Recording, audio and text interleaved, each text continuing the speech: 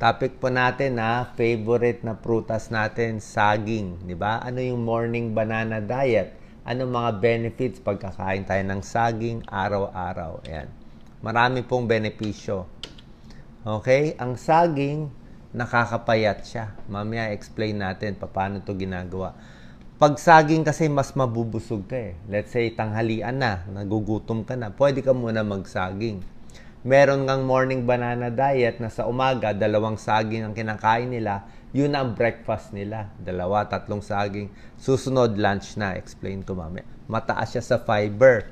Maganda sa saging, ito lang yung prutas na walang cholesterol, walang fat, walang sodium, mababa sa sodium, mataas sa fiber, at ang daming vitamins and minerals. Karamihan ng ibang pagkain, either sasabihin nila, 0 cholesterol, ang dami namang salt. Diba? Yung iba naman, sasabihin, low salt, ang dami namang fat. Pero ito lang talaga, yung mababa sa cholesterol, sa fat, sa sodium, mataas sa fiber, at punong-puno ng vitamins and minerals. Ano? B, C, lalo na potassium. Grabe taas. Diba? Ang maganda rin sa saging, pamparelax siya. Pamparelax, mas makakatulog ka. Meron siyang tryptophan na nakaka-relax sa atin. Meron siyang magnesium, potassium, maganda rin sa mga muscles. Sa mga na-stress, yung mga batang kinakabahan, ayaw pumasok sa school, pwede itong saging. Okay? Ang maganda sa saging, ginagawa ko nga to pag tanghalian na, let's say, di ba? Tapos may meeting pa kayo. Gutom na gutom ka na, kumukulo na ang tiyan mo. Pag hindi mo nilagyan ng pagkain yan, let's say talagang nalipasan ka na pagkain, 1 hour na siya kumukulo. Kahit kumain ka, masakit pa rin ang tiyan mo. Parang na-ulcer na siya, na-gastritis na siya, ang dami na siyang acido, wala na siyang ma-digest. Kaya maganda, pag di ka pa makakain, mag-snack ka, kalahating saging, isang saging, ang bilis ibaon, di ba? So yan, napakaganda. Ang saging, meron siyang maraming fiber, di ba? Parang pasty siya, di ba? Kaya parang nagko-coat siya, parang tinatapalan niya yung gas-gas sa tiyan at sugat sa tiyan. Meron din siyang leucocyanidin na tumatapal sa gastritis, aspirin-induced gastritis. Okay? Kaya talaga yan. Kalahating saging, inuman ng maraming tubig, bawas acid, kahit kung GERD man or gastritis. Number 4, may isang pag-aaral, isang Swedish study, nakita nila, kumakain ng saging araw-araw, nababawasan ng 50% ang kidney cancer risk. Diba? Takot tayo sa mga cancer. Marami kasi siyang antioxidant, phenolic compounds. Malay natin, baka pati ibang cancer mabawasan. Actually, may pag-aaral sa mga bata, bawas leukemia, bawas asthma. May mga small studies sa saging din. Kita nyo, more energy. Lahat ng sikat na athletes, basketball, runner, tennis player, saging lahat kinakain nila. Bakit? Ano ba sekreto? Sabi nga sa inyo, hindi naman apple lang kinakain, hindi naman ubas. Kasi nga, mataas siya sa fiber, pampabusog siya talaga. Tapos yung bigay niya ng energy, tamang-tama. Maganda kasi glycemic index niya. Hindi tulad ng pakwan o ubas, ang taas ng glycemic index, nakakataas ng diabetes, ng blood sugar. So, isang kain mo lang ng ubas, pakwan, di ang taas ng blood sugar mo, hindi ka pa mabubusog, kukuluan tiyan mo. Ang mga laban nila, mga 5 hours, 4 hours yan, di ba? Pagod na pagod. Kailangan niya ng energy, saging. Di ba? Mabilisan. Memory. Ang saging, maraming B vitamins. Ang B vitamins, yan ang para sa ugat, di ba? Sa nerves. Kaya nga merong mga stress tab diba? Vitamin B lang naman ang stress tab So, ang B vitamins maganda sa utak, maganda sa brain, maganda sa memory. At may pag-aaral, tingnan nyo mga estudyanteng bumabagsak sa school. Okay? Pag kumain ng saging, tataas ang grade. Students who eat bananas often perform better on exams and even learn more efficiently. May pag-aaral po dyan. Kaya yung mga bata, mga psychologists, pag na-stress yung bata, saging ang pinapakain. Mura pa. Sa skin, pwede naman, syempre, maraming vitamins and minerals. May manganese, nakakatulong din sa collagen. So, may tulong konti sa balat natin. Kaysa, puro mantika, chocolate, unhealthy ang kinakain, puputok yan sa pimples. May iron din siya, good din, may tulong konti sa dugo.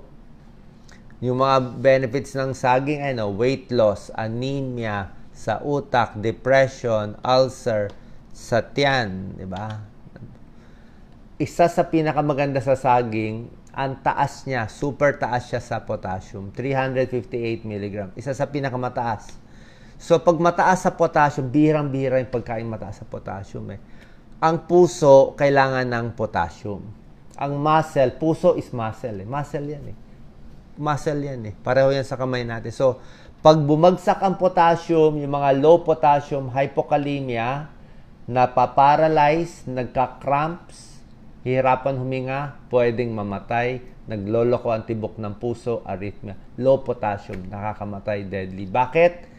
Napapawisan sa Pilipinas, laging mainit, laging pawis, nauubusan tayo ng electrolytes. So, pag kumain ka ng 2 saging araw-araw, pag hindi mababa ang potassium mo, maganda tibok ng puso.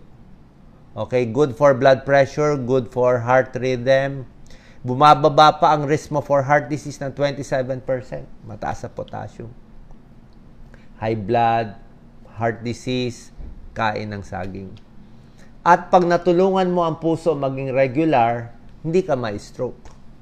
Kasi pag irregular yung heartbeat, hindi regular ang tibok, lalo na mga atrial fibrillation, lumalapot ang dugo, nagbubuo ang dugo, tapos nagka-cardioembolic stroke yan. Pag nagbuo, titilapon sa utak, kung saan tatama, yun ang may stroke. Doon masisira yung computer natin sa ulo.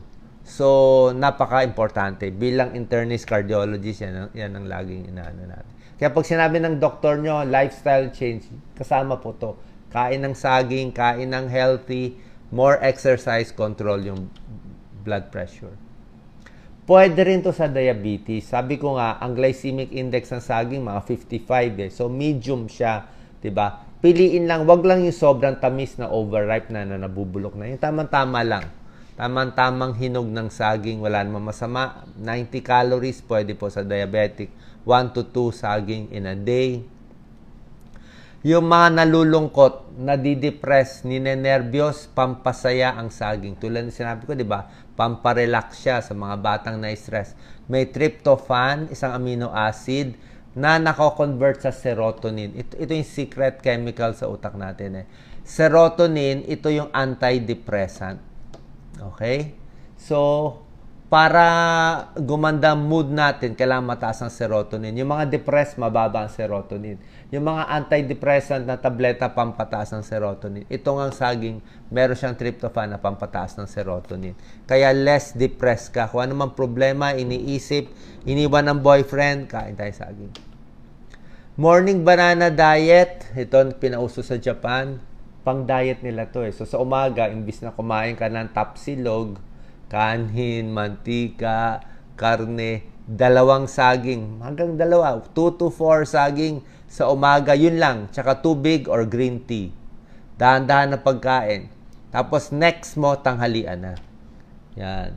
Tapos sa gabi, maaga din kumakain. Mga before 8 p.m., before 6 p.m.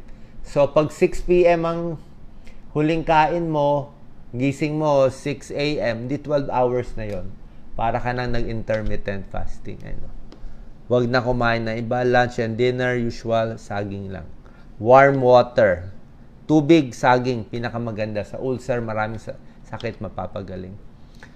89 calories, isang saging. Carbohydrates, ang baba sa fats.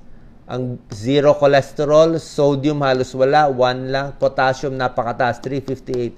Manganese, phosphorus, calcium, iron, zinc. Napakaganda. Pag bumaba ang timbang natin, syempre, maganda yan for diabetes, for cholesterol, high blood, and heart disease. Kasi nababa mo yung timbang mo So, ganito lang kasimple. Eat food dahan-dahan. Pwede mag-exercise. Tubig lang. Diba? Sinasabi ko, tubig. Early matulog, banana for breakfast. Sana nakatulong tong video. Try po natin. Tingnan nyo ano mangyari. After 1 month, 2 months, I'm sure gaganda yung mga blood test ninyo, gaganda pakiramdam nyo, and hopefully, pumayat-payat tayo. God bless po.